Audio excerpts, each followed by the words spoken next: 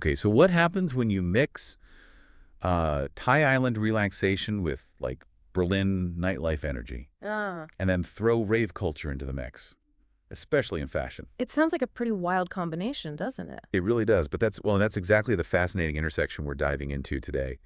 We're looking at Frammy Land. It's a fashion brand that just seems to explode with creativity and real joy. And our info today comes straight from the source, the Frammy Land website, and the founder herself, Gulsa Hamirku. Right. So for you, the learner, this is a great chance to see how really different influences can, merge and create something totally unique in terms of brand identity. Yeah, it offers some great insights into niche markets and how powerful a personal artistic vision can be in business. Exactly. So our mission, our goal today is to really unpack Framyland, figure out its origins, what makes it tick, and, understand its specific appeal.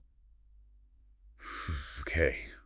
Let's get into it. Where did this all start? Well, the story really begins with the founder, Gusa Hamirku. Her background is actually in styling and costume design. Okay, so already a visual focus there. Definitely. But a real turning point seems to have been when she was living on a small island in Thailand.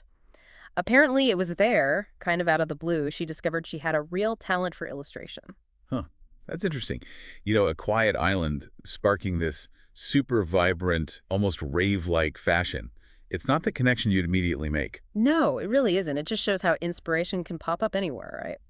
So this newfound love for drawing, mixed with her existing creative drive, that became the seed for Frammy Land. She started putting her art onto clothes, onto accessories. Wearable art, basically. So when did it become official? When did Framyland, the brand, actually launch? Frammy Land was officially founded in 2017. That's when it all kicked off.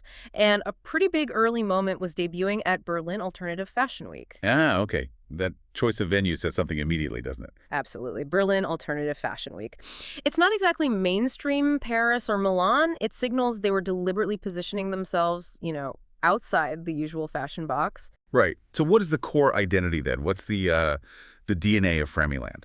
They talk about it as freedom of creativity. That's central.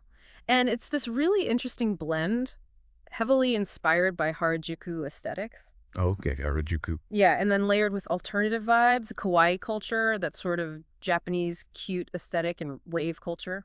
Wow, that's quite a mix. It is. And the outcome is fashion that's, well, undeniably bold. It grabs your attention.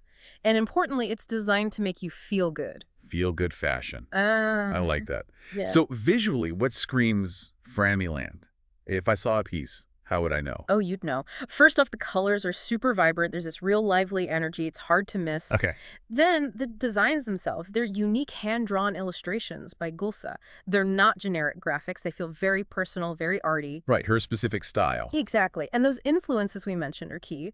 Harajuku with its, bold self-expression. Kawaii, the cuteness factor. Decora, which is all about layering bright accessories. Ah, Decora. Okay. Yeah. And of course, rave culture with the bright colors, the energy, sometimes neon. So it's this melting pot of styles. What's the overall feeling they're going for? What's the message?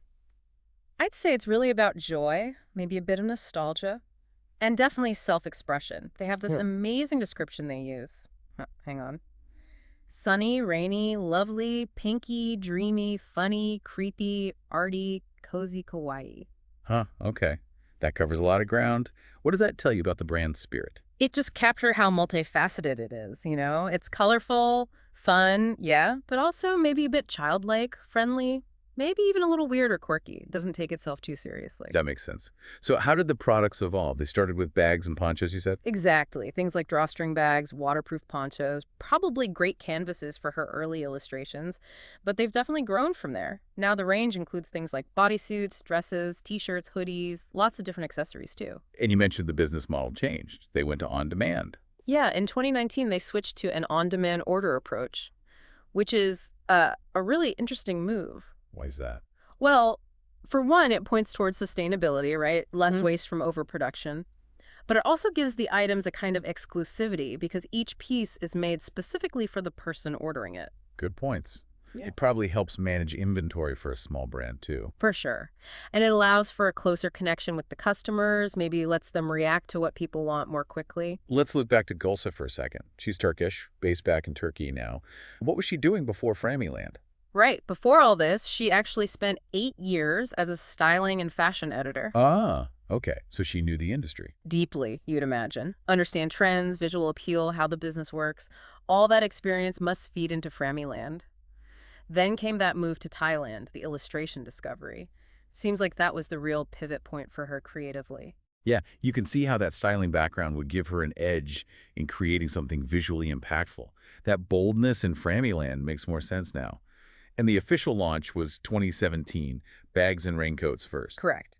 And a really key early showcase was at an event in Berlin at the Halle and Birkin Club. Birkin. Okay, that definitely leans into the alternative nightlife vibe. Exactly. It's such a statement venue. It really cemented the brand's connection to that specific scene right from the start.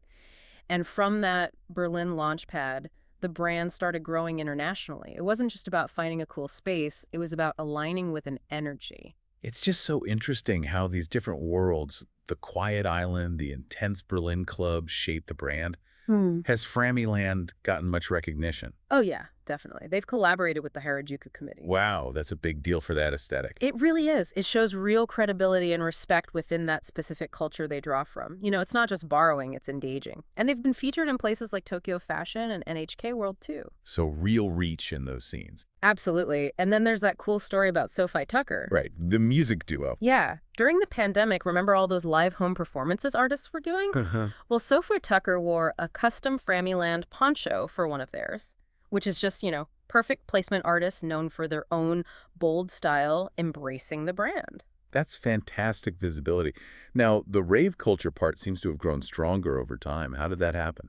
It seems like Gulsa consciously started weaving more direct rave and festival vibes into the designs.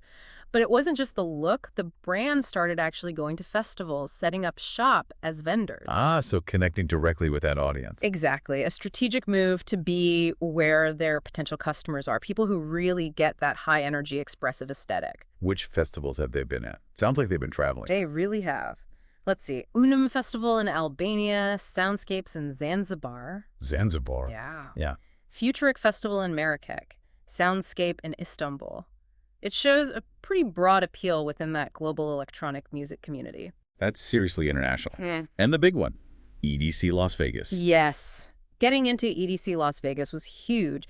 Gulsa mentioned it took nearly 2 years of contact to make that happen. Well, persistence pays off. It really does. It shows real dedication to breaking into that major U.S. festival market. And how did it go? EDC is massive. Apparently really well. She said the reception was super positive, lots of compliments on the designs, the uniqueness, the hand-drawn aspect.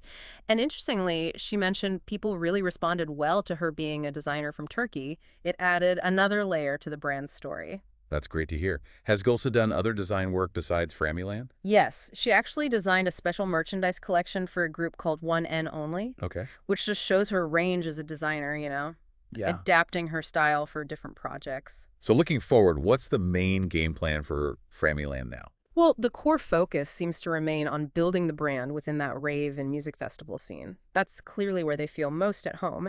And building on the EDC experience, the plan is to hit at least one U.S. festival every year. Keep that momentum going stateside. Makes sense. Yeah. Okay, so let's wrap this up. Thinking about this deep dive into Frammy Land, what's the big takeaway for you, the learner? Well, what really stands out is the power of a unique artistic vision. Gulsa took this personal discovery, her illustration talent found in Thailand, and blended it with these influences that might seem totally unrelated, island life, Berlin clubs, Harajuku, rave. Yeah. And she built something genuinely distinct. And that move to on-demand production, that's smart too, thinking about sustainability, exclusivity. It shows real business savvy alongside the creativity. Her whole story from that initial spark to getting noticed internationally in these niche scenes, it's just a really compelling example of entrepreneurial spirit. Totally agree. It really gets you thinking, doesn't it?